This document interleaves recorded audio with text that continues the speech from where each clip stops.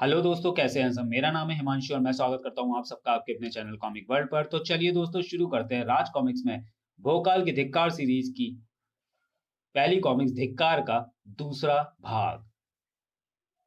आहा, विशुद्ध प्राण ऊर्जा। इस संपूर्ण ग्रह पर जितनी प्राण ऊर्जा है उसके बराबर प्राण ऊर्जा तो अकेले इस प्राणी में है। हम सातों का सम्मिलित आहार बनेगा ये। कौन हो तुम? हम सप्तकाल स्याही कहाँ हैं? हर ऊर्जावान वस्तु एवं प्राणी को अपने भीतर समाकर प्राण ऊर्जा का भक्षण करती हैं हम। तो तुम सातों और विकासनगर की इस दुर्दशा की उत्तरदायी। सप्त स्याहिकाएं जहां भी ऊर्जा भक्षण करती हैं वो जगह स्याह कलिक से ढक जाती है। अभी तो ये नगर मात्र स्याह हुआ है, शीघ्र ही ये समस्त ग्रह स्याह कलिक से ढक जाएगा। मृत्युकाल से तुम्हारे स्याह जीवन को ढक देगा भोकाल। हमारा आहार बनने से पूर्व हमारे साथ क्रीड़ा करना चाहता है ये महाबली। यदि ऐसा है तो मरने वाले की अंतिम इच्छा तो पूर्ण करनी ही पड़ेगी। इनके सहार इनके संहार हेतु मुझे आह्वान करना ही होगा माँ गुरु भोकाल की दिव्य शक्ति का। भोकाल स्पक! हे देव, यह कैसी माया है? भोकाल शक्ति जागृत क्यों नहीं? सर्वप्रथम तुरीन वायु विलीन हुई, फिर विकासनगर मरुभूमि बन गया और अब भोकाल शक्ति भी लोप हो गई है। आह, यह क्या! महागुरु भोकाल द्वारा चिन्हित किया हुआ भोकाल चिन्ह मेरे हाथ से धूमिल हो गया है। यथा संभव इस कारण भोकाल शक्ति जागृत नहीं हुई। क्रीड़ा की इसकी इच्छा पूर्ण हुई। आओ बहनों, अभी से अपना ग्रास बनाते हैं। इस महाबली की प्रचंड प्राण ऊर्जा का एक एक कण काल स्याहिकों को भी प्रचंड बल प्रदान करेगा और इसका मृत शरीर अनंत काल तक स्याहकलिक में लीन रहेगा। काल तो स्वयं ही भोकाल को आह्वान का दास है। भोकाल को अपना ग्रास बना सके इतना साहस काल में भी नहीं है। तुम काल स्याही क्या हो? स्पर्श! धम! भुक! या! विकासनगर की धरती पर अब तुम किसी भी प्राणी को अपना ग्रास नहीं बना सकोगी। पापनियों, चाहे वो प्राणी ये नीच परग्रही क्यों ना हो, वचन है ये विकासनगर के रक्षक महाबली अग्नीश का। सप्तकाल स्याहिकाएं मात्र अग्नि के प्रचंड ताप से भयभीत होती हैं, परंतु अब धीरे धीरे अग्नि के विरुद्ध इनकी प्रतिरोधक क्षमता बढ़ती जा रही है। विकासनगर राज परिवार, रक्षक, योद्धागण और समस्त प्रजा का है। विकासनगर का हितैषी होने का प्रपंच बनकर पाखंडी परगरई तेरा ये ढोंग सेना नायक अग्निश को प्रभावित नहीं कर सकता। जीवा को लगाम लगाओ सेना नायक। यह समय व्यक्तिगत मतभेदों को तूल देने का नहीं है। मेरे जाने के बाद क्या हुआ यहाँ? अपनी शक्ति के बद में चूर कर्तव्य विमुख होकर तू विकासनगर से पलायित हो गया। खेत में गड़े मुड़ पुतले को रक्षक समझकर खेतों से दूर रहने वाले कौओं के समान विकासनगर के शत्रु पुनः अपनी कुत्सित योजनाओं को पूर्ण करने के लिए एकजुट होने लगे। परंतु जिस प्रकार कौओं को इस बात का ज्ञान नहीं होता कि खेतों की रक्षा खेत में गड़ा पुतला नहीं किसान करता है, ठीक उसी प्रकार विकासनगर के शत्रुओं को भी ज्ञात नहीं था कि विकासनगर की रक्षा कोई परग्रही नहीं, धरती के सच्चे सपूत करते हैं। विकासनगर के 5 सेना नायक अग्नीश, व्योम्न, पूतशक्त, वर्णक और व्योमांश का महाराज अफसर धाती को प्रणाम। आपके नाम विकासनगर की महारानी मोहिनी ने एक संदेश पत्र भेजा है। विकासनगर की महारानी मोहिनी का महाराज अफसर घाती को प्रणाम। आपके राज्य घातनगर व विकासनगर के बीच हमेशा मधुर संबंध रहे हैं। इस नाते हम विकासनगर पर आपके द्वारा आक्रमण करने की घृष्टता को मित्र द्वारा हुई चूक मानकर क्षमा करने के लिए तत्पर हैं। यह आपके पास अंतिम अवसर है।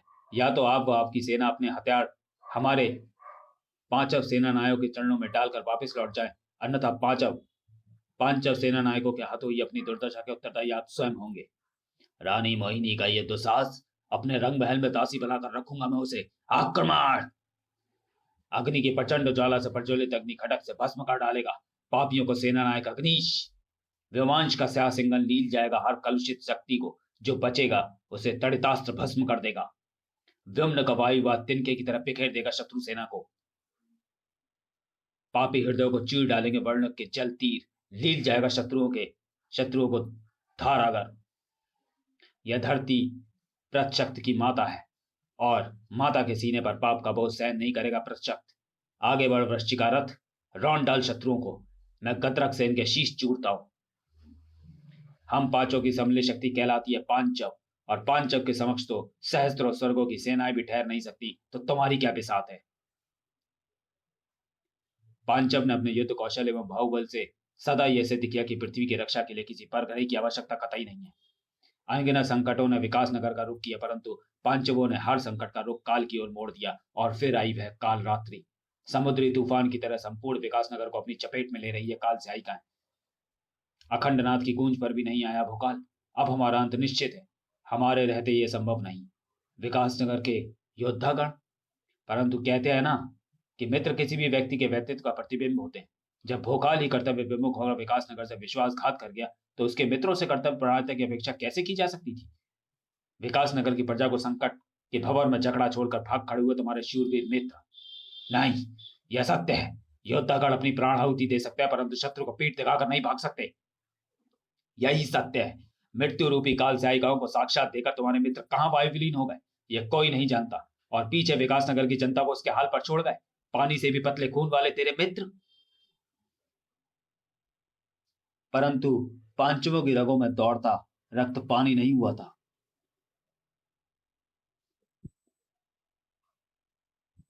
अग्नि का ताप इन्हें विचलित कर रहा है। उफ, बेहद चपल है दुष्टाएं। स्वयं को द्रव रूप में परिवर्तित कर भागने का प्रयास कर रही हैं। घनघोर अंधकार युक्त इस वन में जाने कहां लुप्त हो गई दोनों सहायिकाएं। एक क्षण, कहीं उनकी कोई चाल तो नहीं थी। मुझे अतिशीघ्र विकासनगर वापस लौटना होगा। ताइमाम! हे देव, ये क्या अनर्थ हो गया। मुझे भ्रमित करके विकासनगर से दूर ले गई ये दुष्टाएं और यहाँ वज्रपात कर दिया। कहाँ गए मेरे चारों भ्राता। क्या चारों अविजयी वीर इन सातों की बलि चढ़ गए। नहीं, मेरा हृदय ये स्वीकारने को तैयार नहीं है। हे देव! पल प्रतिपल उनकी शक्तियां बढ़ती जा रही थी। स्याहिकाओं को समाप्त करने की कोई राह नजर नहीं आ रही थी। वैसे भी मेरा सर्वप्रथम कर्तव्य विकासनगर राज परिवार व प्रजा की जान की रक्षा करना था। मैं राजमहल पहुंचा। यह संभव है अग्निश। प्रशक्त व्योम्न व्योमांश व वर्णक अभिजयी है। वे वीर गति को प्राप्त नहीं हो सकते। यही सत्य है रानी श्री। हम पांचव आपस में मानसिक संपर्क स्थापित करने में सक्षम है। यदि मेरे चारों भ्राता पृथ्वी पर जीवित होते तो मैं उनसे मानसिक संपर्क अवश्य स्थापित कर पाता। स्थिति अत्यंत विकट हो गई है रानी श्री। आपके समेत समस्त पर राज परिवार को यहाँ से सुरक्षित स्थान पर पहुंचाना मेरा प्रथम दायित्व है। और हमारा प्रथम दायित्व अपनी प्रजा की सुरक्षा करना है महाबली। यदि प्रजा को संकट में घिरा छोड़कर हम अपने व अपने परिवार के प्राणों की रक्षा करें तो धिक्कार है हम पर। सर्वप्रथम आप हमारी प्रजा को सुरक्षित स्थान पर पहुंचाएं। विकासनगर के उत्तर पूर्व में स्थित है अग्निमुख पर्वत, जो सदैव लावा व अग्नि अपने मुख से उगलता रहता है। परंतु सिर्फ मुझे पता है कि उसके गर्भ में एक विशाल खो है, जो कि उसके ताप व लावे से सुरक्षित है। मैंने राजमहल के गुप्त तहखाने से होते हुए सुरंग के रास्ते विकासनगर की बची कुची प्रजा व राज परिवार को अग्निमुख पर्वत की खो में छुपा दिया। प्रचंड अग्नि व लावे के कारण सहायिकाएं उस पर आक्रमण नहीं कर सकती हैं। मैं यहाँ वापस आश्वस्त होने के लिए आया था कि कहीं कोई विकासनगर नागरिक पीछे न छूट गया हो। मुझे नहीं मालूम था कि भाग्य मुझे उस कायर का रक्षक बनाकर भेज रहा है जिसने विकासनगर का रक्षक होने का मिथ्या प्रण लिया था। परंतु इसमें तेरा दोष नहीं कि तू एक कर्तव्य विमुख राष्ट्रद्रोही है। यह तो तेरे शरीर में बहते दूषित रक्त का दोष है। पाप का बीज काल वृक्ष ही बनेगा, कल्प वृक्ष नहीं। सेना नायक अग्निश, अपनी सीमा लांग गया तू। खुद को महाबली व रक्षक कहने वाले पाखंडी पर गई, धिक्कार है तुझ पे, धिक्कार है। यदि तू विकासनगर का रक्षक नहीं होता तो इस घृष्टता के बाद भोकाल के सामने जीवित न खड़ा होता। रचा व्यू किसी अपने ने, चला भाग्य का पासा, विकट भेद न जाने प्राणी भाई भाई के खून का प्यासा। संघार करेगी पृथ्वी का बने, संघार करेंगी पृथ्वी का बनेंगी स्याहिकाएं काल। छोड़ व्यक्तिगत देश महाबली, समझो किसकी है यह चाल। कौन हो तुम? मान के हेतु प्राण लुटाए मित्र बचा ना पाए, शीश कटाए पर वचन निभाए शब मित्र कहलाए। पहले बुझाना बंद करो और साफ साफ बताओ कि तुम कौन हो और यहाँ क्या कर रहे हो अन्यथा। जो पहले ही मृतों से भला तुम्हारे अन्यथा का क्या भय। एक प्रेत और एक परग्रही पर नष्ट करने हेतु मेरे पास समय नहीं है। मैं विकासनगर के प्रत्येक नागरिक की प्राण रक्षा हेतु प्रतिबद्ध हूँ और मैं उनसे विश्वासघात नहीं करूंगा। जिस कार्य से आया था उसे पूर्ण करने हेतु जा रहा हूँ। अपने लिए कोई सुरक्षित चूहे का बिल तलाश लेना भोकाल। यदि स्याही का उन्हें पुनः आक्रमण कर दिया तो अग्निश नहीं आएगा तुझे बचाने। कहाँ जा रहे हो महाबली? सप्तकाल स्याहिकाओं को खोजकर उनका अंत करने। स्याहिकाएं अमरबेल की तरह है महाबली। तुम जितना तोड़ोगे वो उतनी ही तेजी से बढ़ेंगी, वो फैलेंगी। जिस प्रकार अमरबेल का नाश करने के लिए उसे जड़ से उखाड़कर जड़ में मुट्ठा भर दिया जाता है, उसी प्रकार स्याहिकाओं का समूल नाश करने के लिए तुम्हें उनकी जड़ें नष्ट करनी होंगी। और स्याहिकाओं की जड़ें यहाँ नहीं कहीं और है महाबली। बात पते की कहे है मुर्दा, भेद लो ये जान। जहां जड़ें इस विद्या की वही मिलेगा तुम्हें तुम्हारी पिता महान। इन पंक्तियों का क्या तात्पर्य? मेरे पिता का इस विद्या से क्या संबंध? मेरे पिता खजान देव तो परीलोक में है।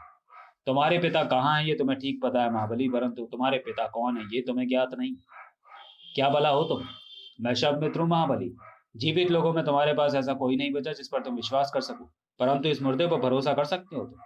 मैं तुम पर विश्वास क्यों करूं? तो चलिए दोस्तों, वीडियो को यहीं समाप्त करते हैं और मिलते हैं धिक्कार के तीसरे और अंतिम भाग में अगले वीडियो में। तब तक के लिए धन्यवाद।